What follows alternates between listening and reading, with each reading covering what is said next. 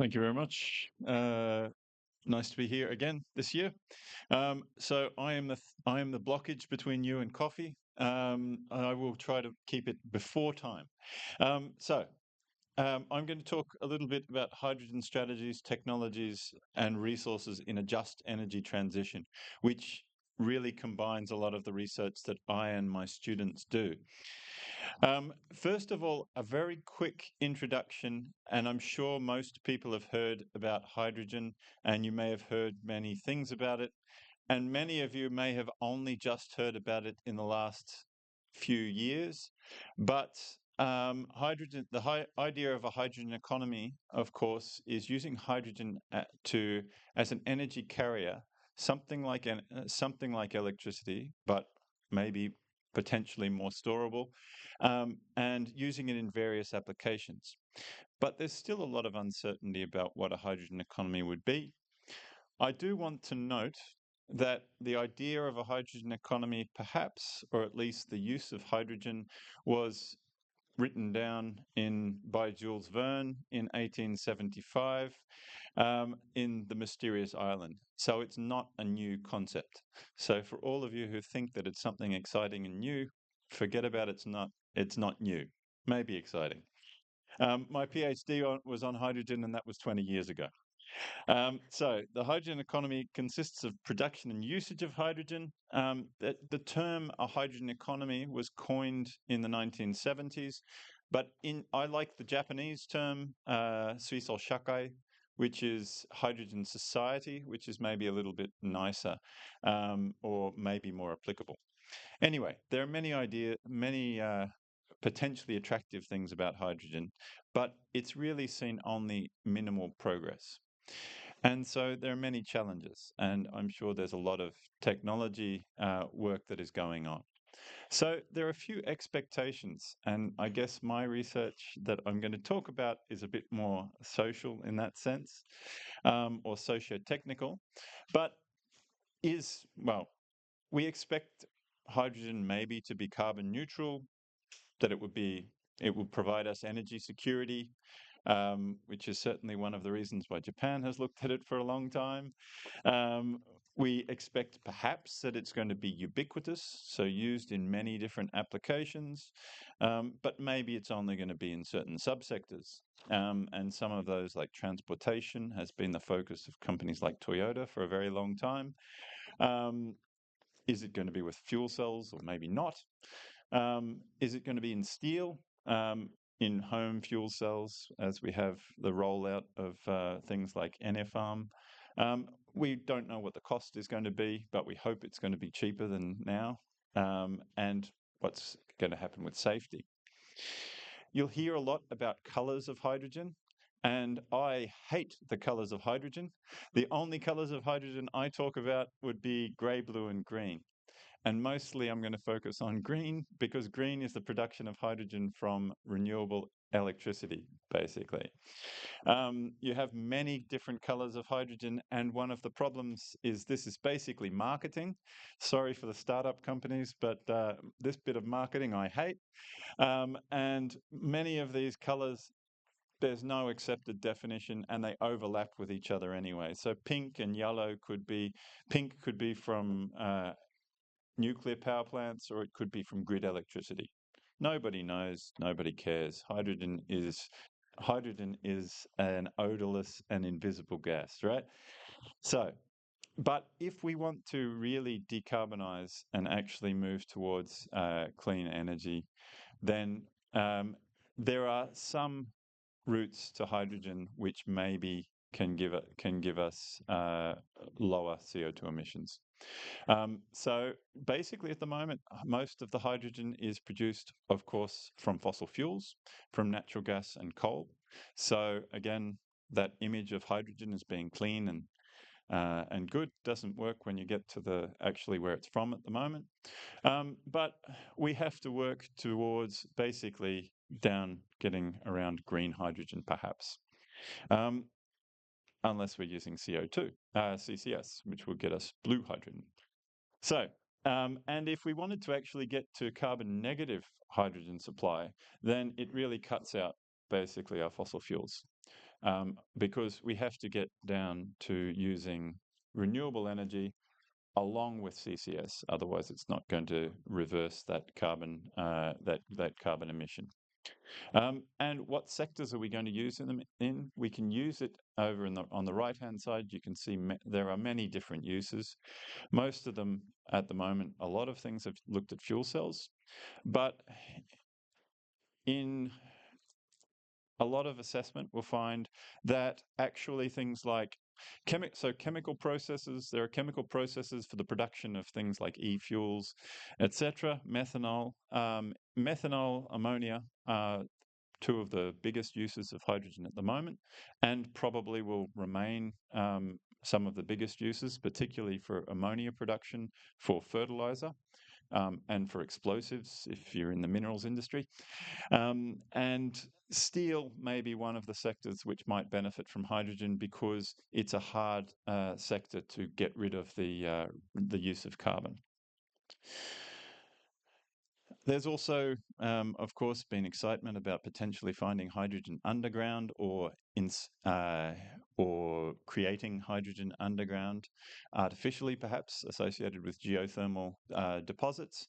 If this happens, and if it's cost effective to extract it, then perhaps we have a totally different image of what the hydrogen economy is, and it maybe becomes cost effective. But we don't know.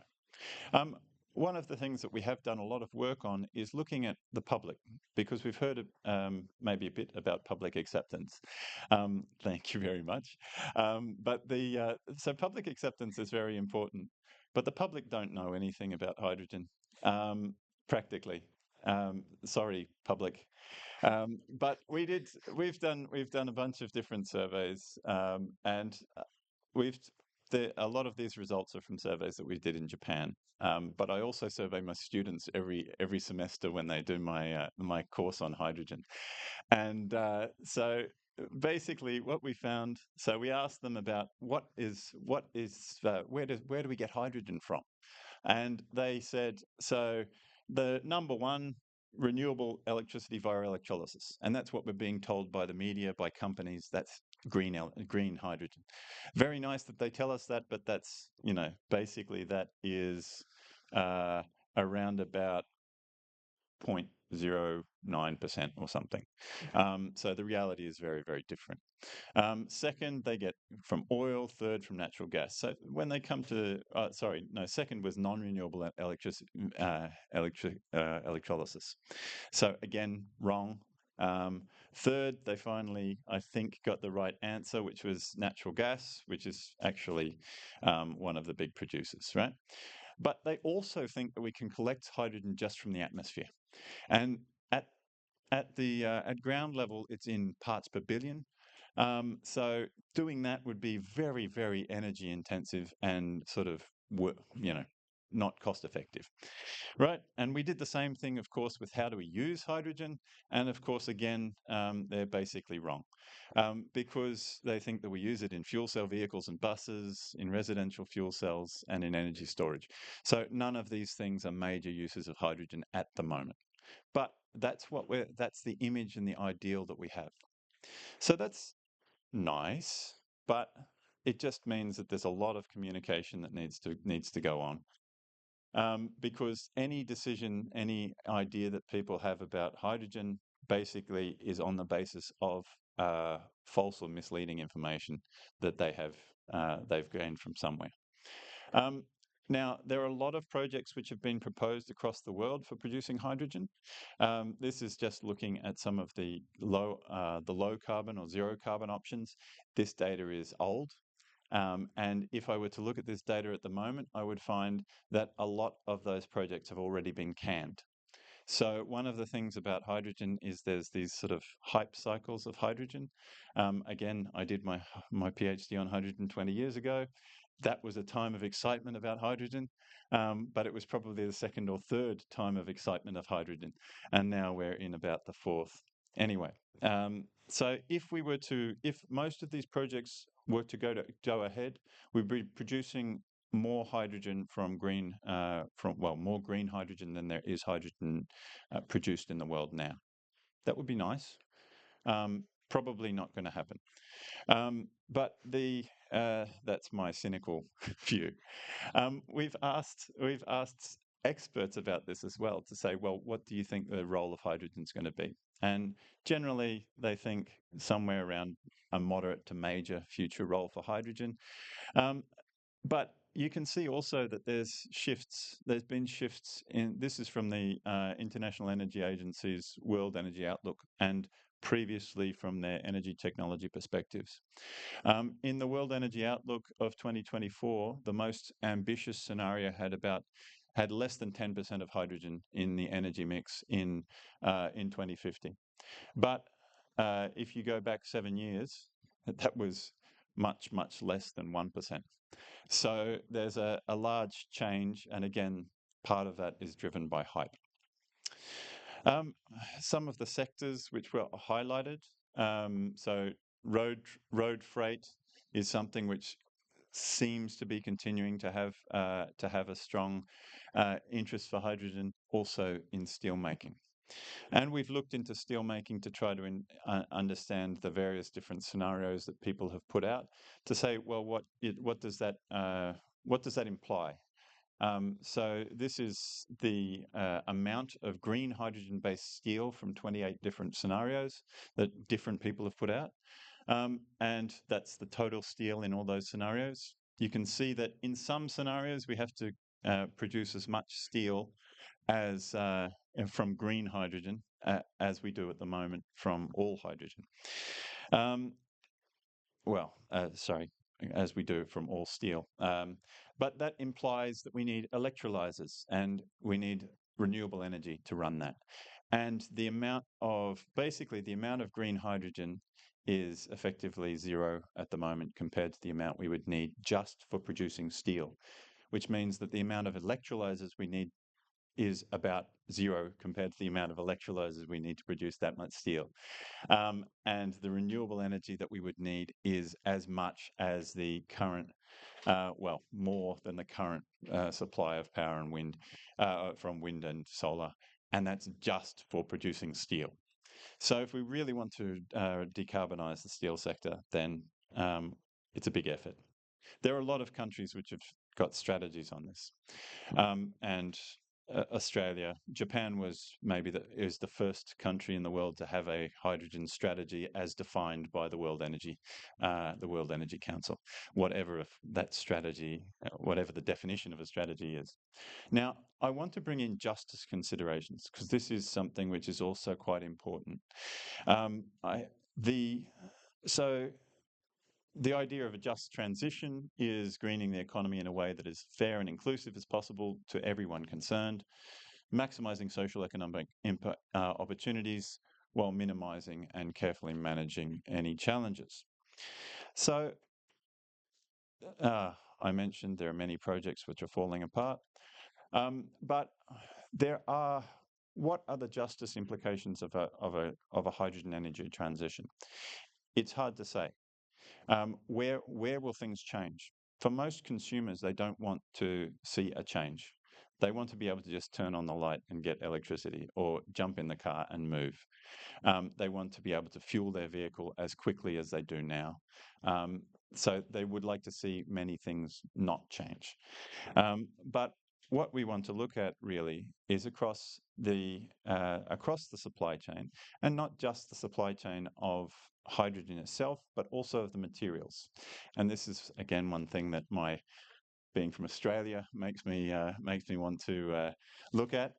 If we want to reduce or produce or use the current Mirai as an example, the Toyota Mirai, we would need at least 10 years of the world's platinum just to produce to replace the entire passenger fleet of vehicles with fuel cell vehicles. And that's not thinking about any other use for platinum. Of course, a lot of the platinum at the moment is used for jewelry, so we could get rid of that straight away. The electrolyzers, again, massive requirement for minerals. And much of this mineral is coming from parts of the world like South Africa and Russia, which have vulnerabilities in terms of governance and also in terms of some of the social issues associated with that. Again, being from Australia, I want to know where those impacts are happening. And because I've run out of time, I'll just put up this. If you're interested, you can do a survey on carbon neutral strategies. And otherwise, please come and talk to me. Thank you very much. Thank you very much, gentlemen.